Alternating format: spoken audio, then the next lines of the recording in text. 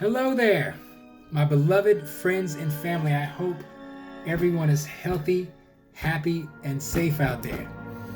This time, I would like to start by saying that even as much as I feel we have talked about the coronavirus over the last year and now its new Delta variant, considering that people are still being hospitalized, so much so to the point that many medical facilities, not just around the country but around the world, are becoming overwhelmed, and sadly, in quite a few cases, people are still, unfortunately, perishing.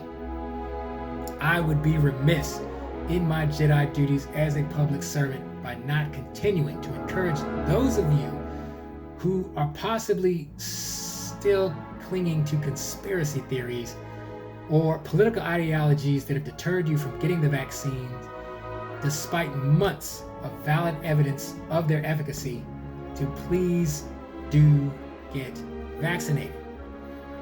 Not only for the purpose of finally reducing the mayhem wrought by the coronavirus to a negligible level, also so that we can hopefully reduce the probability of viral mutation down the line into something worse, possibly into something that neither our current vaccines nor any political predilections or conspiracy theories will be able to protect you from.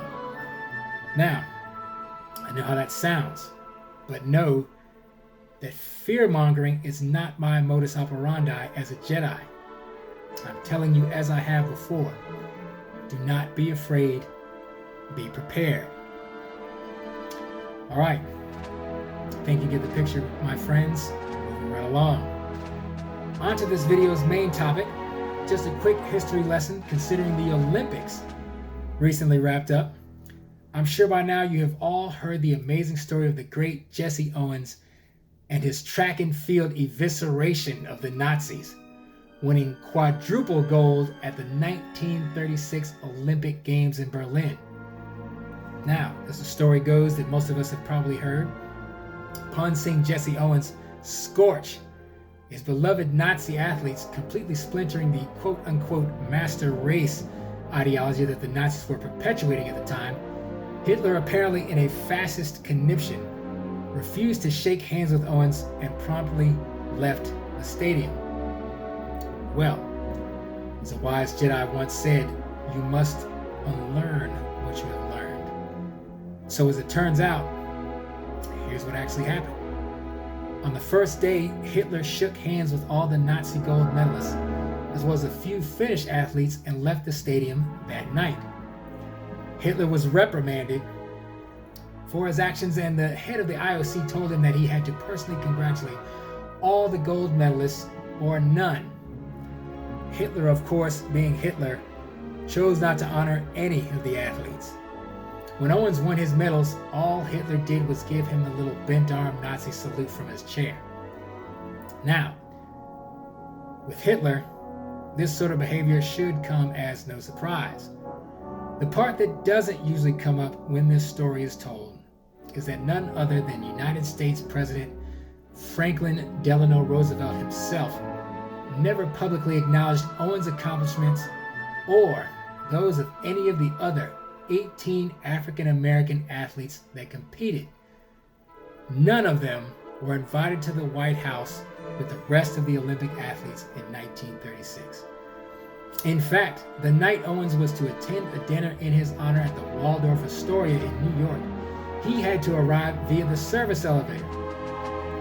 African Americans were prohibited from riding alongside whites on standard elevators at the time.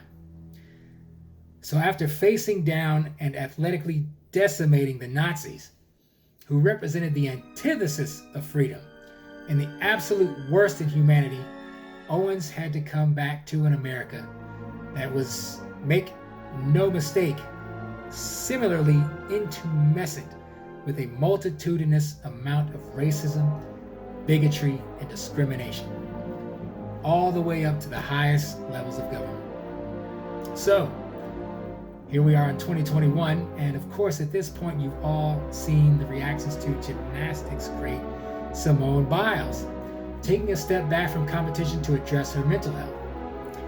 The reactions to this have certainly varied up to this point, and while a lot were positive, a great deal were also very negative. But even those have seemingly over time become more supportive of her decision on a whole, or at the very least, less actively vocal. So I believe most people have begun to understand that Simone Biles doesn't owe us, that is, people who have not dedicated a lifetime of training to reaching the pinnacle of athletic competition, or anyone not of her own choosing, absolutely anything. But I'm sure I'm not alone in noticing that certainly initially, whether people were in opposition to Biles' decision was for the most part, no surprise, consistent with their political ideology. So, it's even the point of all this, Mr. Know-It-All Jedi. Racism, tolerance, political predilections overriding logical, rational deliberation of moral and ethical conundrums.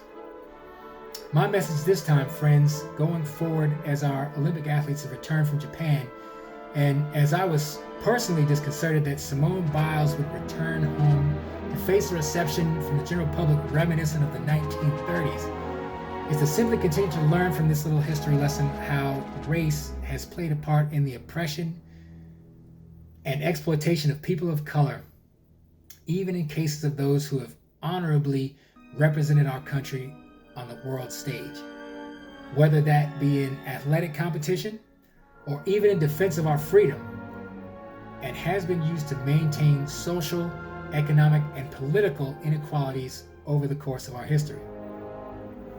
This knowledge, as well as certainly a healthy dose of empathy, among other things, is, again, important to have in understanding how this rather disreputable history still has an effect on us to this day, and how we can be not only in America, but even a world working towards a more amicable future of social justice, far removed from the history of racially divisive ideologies of not just the Nazis, but our own.